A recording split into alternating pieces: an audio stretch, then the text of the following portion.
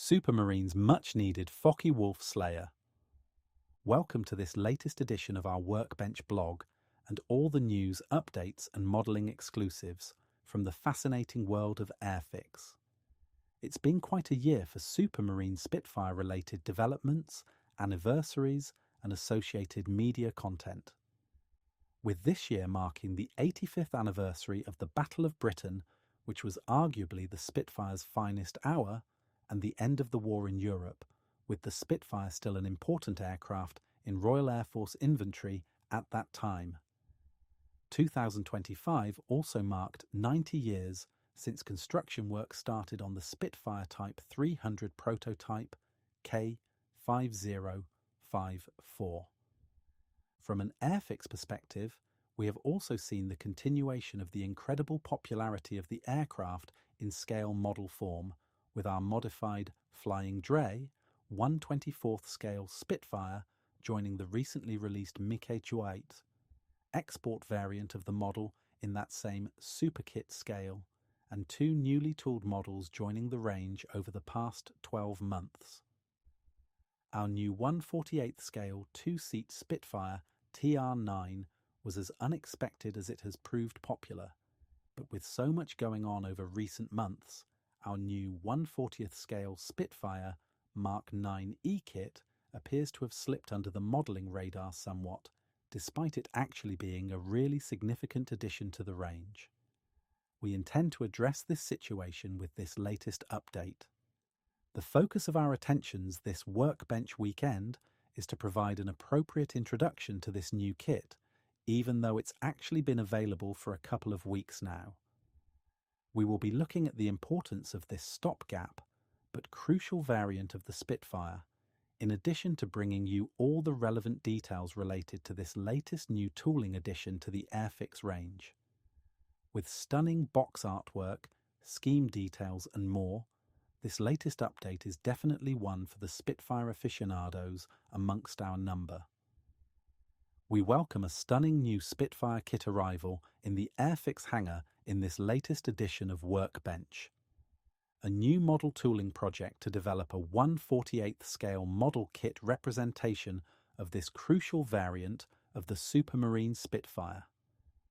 It can sometimes be frustrating for the Airfix team when the release of a newly tooled or updated kit featuring one of the many variants of Spitfire to see service during World War II and beyond is met with perceived negativity in some quarters, particularly because as much development work will have gone into this model as any other new tooling project, and its creation will probably have been the result of much consumer insight information.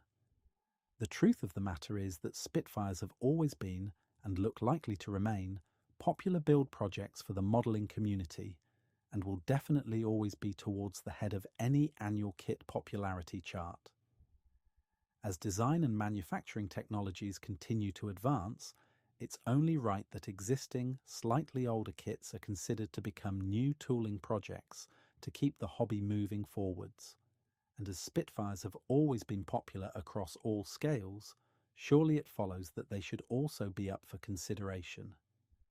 When attending events and air shows in an official capacity throughout the year, we always like to speak with modellers to gauge their opinion on the state of the hobby and what part they would like Airfix to play in its future. A great many modellers over the years have told us that the 1/72nd scale kits they have enjoyed building over the years now pose them a few issues, as their eyesight isn't quite as good as it used to be, and they're more than happy to rhyme off a long list of kits they would like to see us produce in larger scales, which for us, certainly when talking about aviation subjects, is 1/48th and 1/24th scale. Spitfires have obviously been part of this conversation, and over the previous 12 months we've seen the introduction of two newly tooled kits in 1/48th scale, the incredibly well-received TR.9 trainer experience flight variant of the aircraft, and the classic Mk./IXe. The two-seater has already had its time under the Workbench spotlight. However, the Mk./IXe was released at a time when there was so much going on and saw so many other kit releases vying for blog airtime that it slipped under the radar somewhat. That really is a shame, because in truth, it's a significant addition to the range. A beautiful new kit, which will undoubtedly become a firm favourite with modelers, and one destined to attract classic kit status in the years to come. The time has come to push the Airfix hangar doors open wide and let the new 1/48th scale Spitfire Mk.IXe kit embark on its hobby assault on our modelling affections. Airfix and the Spitfire have a long and successful relationship, one which has seen kit representations of this aircraft appearing across various scales and different marks over the years. As arguably the most famous fighting aeroplane to have ever taken to the skies, and unquestionably the most important Allied fighter type of the Second World War, the legacy and achievements of the Supermarine Spitfire are now almost legendary, with it still remaining familiar to millions of people the world over, despite its first flight taking place almost 90 years ago. That being the case, perhaps the most remarkable aspect of the Spitfire's heritage was its longevity and adaptability, the fact that the same basic airframe was able to evolve to match the changing demands being placed on its performance and capabilities as the war progressed. The Mk.IX variant of the fighter was arguably the most important mark of Spitfire in the entire production run, and was certainly the most heavily produced, so for this reason it can be somewhat surprising to learn that it was actually considered something of a stopgap development of the fighter. The arrival of the Luftwaffe's fearsome new Focke Wulf 190 fighter in the skies over the Western Front in August 1941 resulted in a great many RAF Spitfire Mk./VIIIs operating over the channel falling victim to the Butcher bird. At first, reports of a capable new radial-engined enemy fighter were dismissed as pilots mistaking captured French Curtiss. P-36 Hawk fighters being pressed into Luftwaffe service as being the aircraft in question, but continued losses suggested otherwise. The situation in the skies over France became so desperate that immediate action had to be taken, because from a strategic perspective, the Luftwaffe definitely had the upper hand with their new fighter.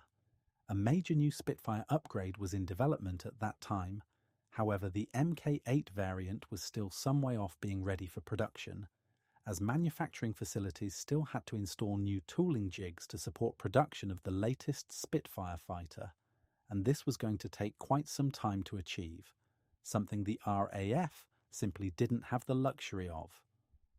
Our latest kit homage to the Spitfire finished in 2 of the 3 scheme options included with the first release of this newly tooled model. With all resources now concentrated on finding a solution to this problem, one did appear to present itself, but it was something of a stopgap, temporary one. The latest development of Spitfire was intended to be powered by the latest incarnation of the Rolls-Royce Merlin engine, one which had been modified to include a 2-stage supercharger arrangement. It was proposed that marrying this powerful new variant of the engine to Mk.VIII airframes on existing production lines might provide the Spitfire with a welcome performance boost, one sufficient enough to help it meet the Focke Wulf challenge. The idea was immediately explored, and whilst engineers and designers at both Supermarine and Rolls-Royce had to work incredibly hard to enable this adoption to take place, the performance boost proved to be transformational, and crucially, existing manufacturing facilities required only modest alterations to support production of the new fighter. It's interesting to note that the first 100 Spitfire Mk.IX fighters to be constructed were actually Mk.IXe airframes already in production adapted to take the new Merlin 61-2 stage 2-speed supercharged engine. Incredibly, this hybrid combination resulted in the introduction of an outstanding fighting aeroplane, one which was more than capable of holding its own against both the Focke Wulf FW-190 and latest Friedrich variant of the Messerschmitt B F-109. In fact, this new variant of Spitfire was to prove so successful that the Mk.IX would become the second most heavily produced variant of the entire production run and if including the aircraft powered by license, built Packard Merlin, 266 Spitfire Mk./16 engines even eclipse the Mk.V in production number terms. With further power plant refinements taking place throughout the production life of this variant, the first Mk./IXe Spitfires started arriving at RAF airfields from July 1942, with this famous mark of Spitfire going on to see service past D-Day and on into the post-war era. The last major Merlin engine-powered variant of the Spitfire to be produced, this emergency stopgap development would actually go on to become something of an aviation classic, arguably the most successful and most important variant of this most famous aeroplane. This stunning new artwork has been produced in support of this beautiful new Spitfire model and features the aircraft which inspired the lead scheme option of 3 available with this kit. The fighter Britain needed most in her hour of need, the Spitfire proved versatile enough to accept upgrade and modification throughout its service life, allowing it to remain competitive as a combat aircraft right up until the dawning of the jet age. Able to meet the challenge posed by any Luftwaffe aircraft it was sent to face, is it any wonder that the Spitfire managed to inspire a nation during times of war and see Britain safely through to the relative peace we have enjoyed since? That being the case, it's therefore perhaps not all that surprising to accept the fact that today's airworthy examples of the Spitfire continue to enthrall and inspire current generations of people by the millions, the continuation of an aviation story which may well have started almost 90 years ago, but is still very much alive and kicking today. Of the 20,351 Spitfires eventually produced, was any single variant more influential and more desperately needed than the Mk.IX? Now that is a subject for some healthy aviation debate. Our newly tooled 1/48th scale Supermarine Spitfire Mk.IX kit is our latest tribute to both the enduring legacy of this magnificent aircraft and our own long heritage in producing scale construction kits of it. It comes complete with 3 interesting scheme options for us to consider completing our kits in, including a late-war RAF Fighting Cox aircraft and 2 post-war European liveries, 1 sporting clipped wings. Let's take a closer look now. Scheme A, Supermarine Spitfire, Mk.IX ERK 855, FTC, RAF, number 43 Squadron, A Flight, PO, Alan G. Edwards, AUS, Ravenna, Italy, March–April 1945. One of the most celebrated squadrons in Royal Air Force history, number 43 Squadron was formed at Stirling in April 1916, and after a period of training would go on to distinguish themselves during operational service in France. Flying the Sopwith Camel, they would be one of the first units to carry out ground attack operations, whilst also having 2 of its pilots shoot down 6 enemy aircraft on the same day, and in doing so attracting the coveted title of becoming Aces in a Day.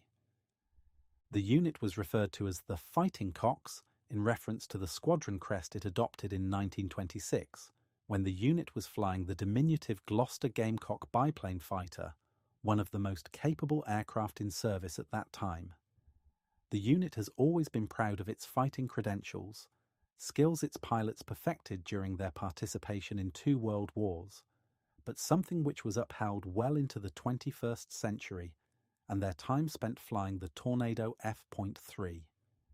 During the Second World War, the squadron were initially flying the Hawker Hurricane, and on 3rd February 1940, 3 of its fighters, led by Peter Townsend, brought down a Luftwaffe Heinkel He-111 at Whitby, the first German aircraft to land on English soil since the start of the Second World War.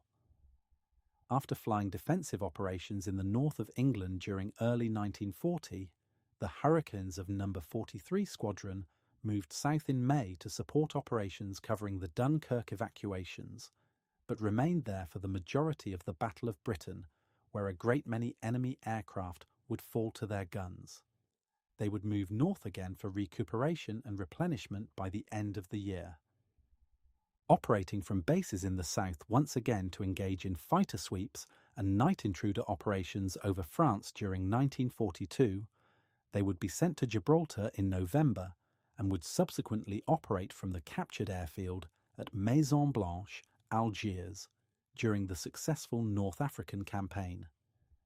The squadron traded their Hurricanes for Spitfires in early 1943, initially receiving Mk.VIII variants, but also taking the latest Mk.IXe fighters from August that same year.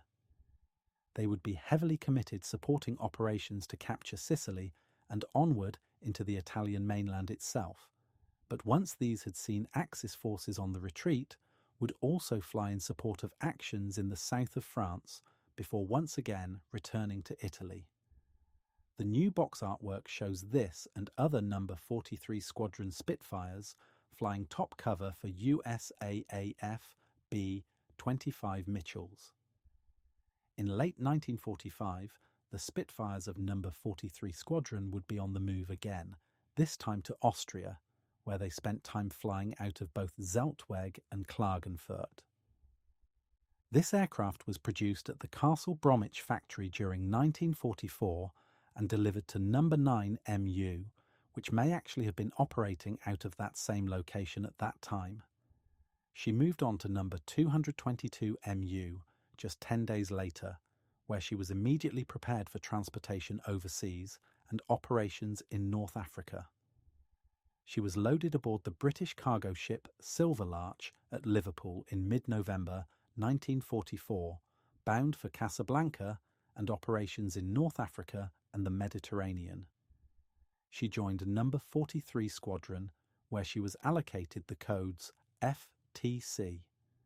Not much is known about the aircraft's wartime record, only that she would seem to have served for around 2 years before being struck off charge. Whilst based at Ravenna, she suffered damage when another Spitfire taxied into her, but the damage mustn't have been too severe, as she was repaired and returned to operations just a few weeks later.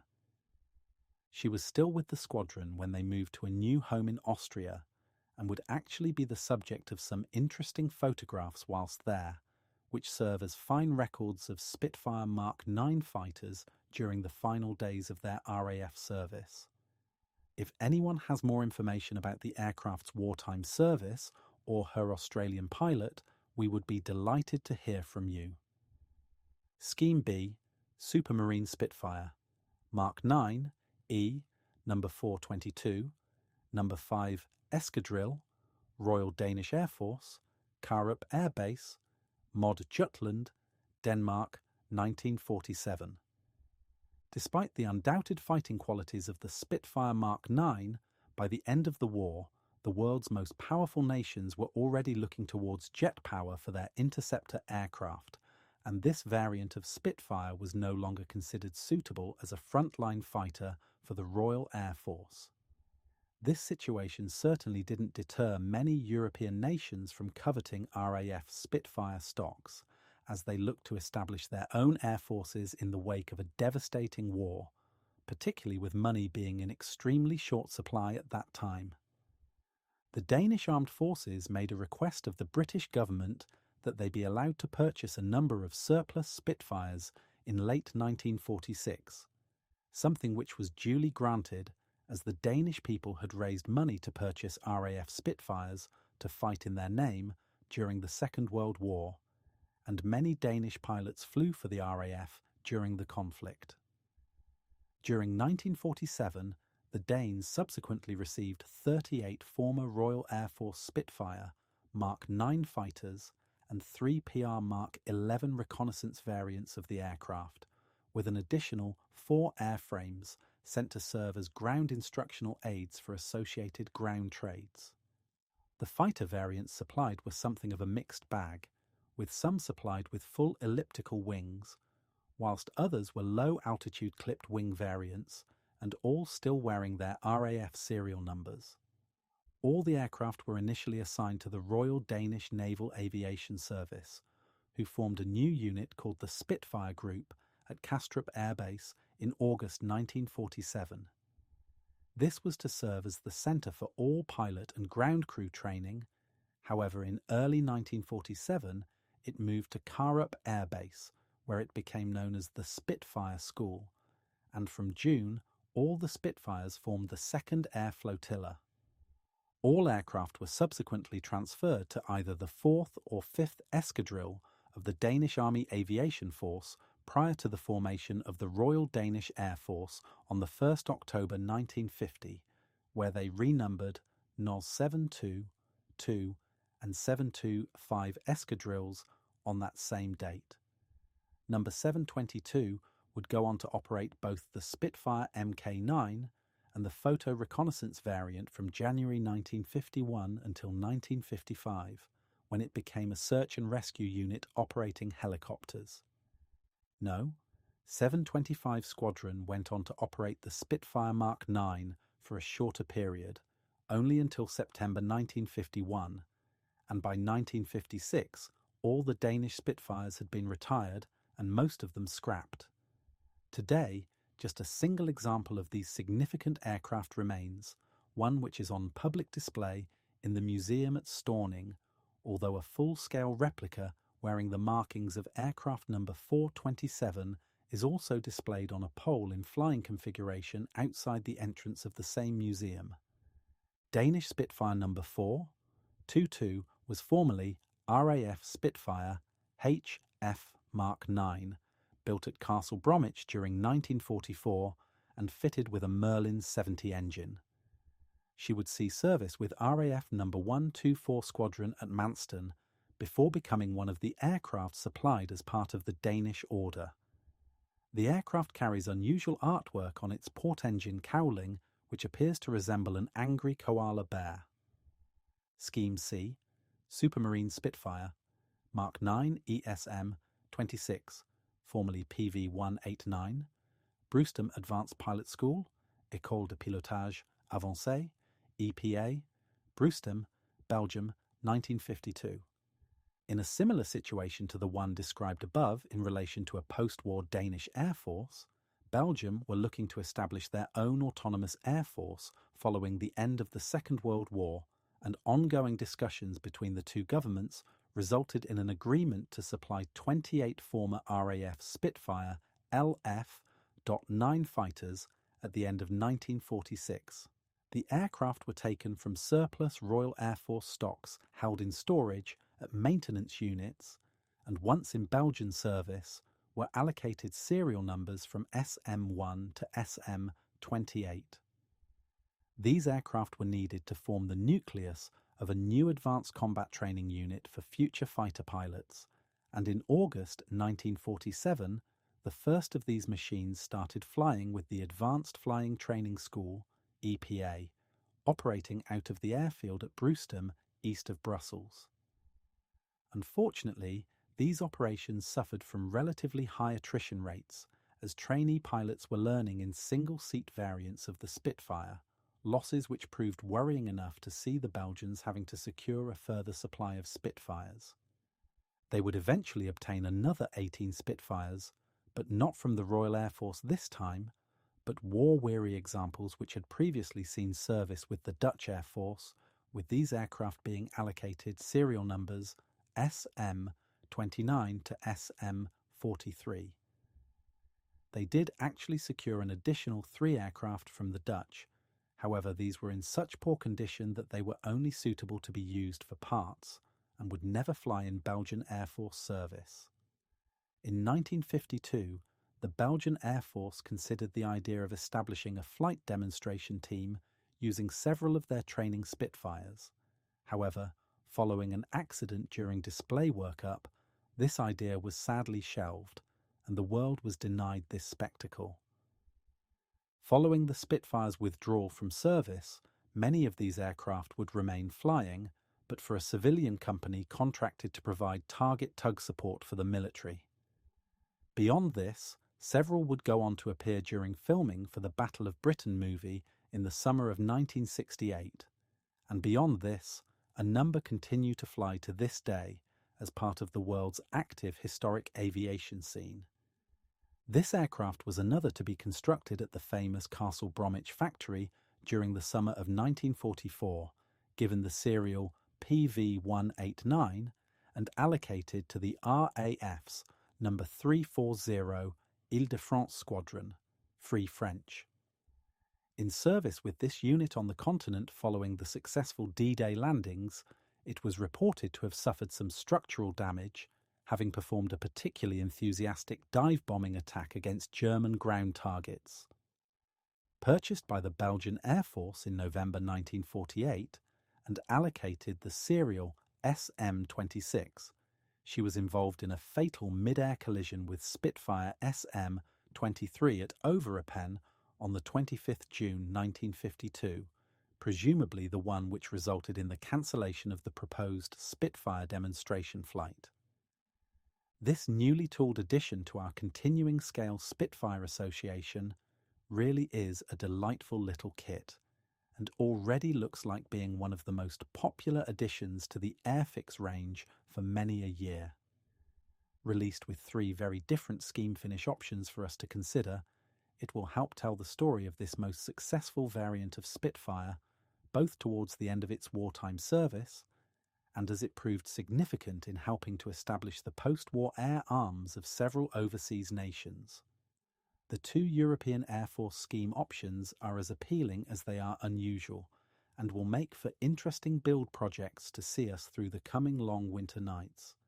We're afraid that's all we have for you in this latest edition of the Airfix blog, but we will be back next Friday with more project development updates and the very latest Airfix kit exclusives. In the meantime, we're always keen to hear your views on all things Airfix, and in particular, any thoughts and opinions you may have regarding our Workbench blog. If you would like to drop us a quick line, could we please ask that you use our Workbench at airfix.com email for all correspondence. To revisit any of the Airfix blogs we have produced over the past 10 years or so, please head to our main Workbench hub, where you'll find our entire blog back catalogue and all the Airfix design projects we have already covered.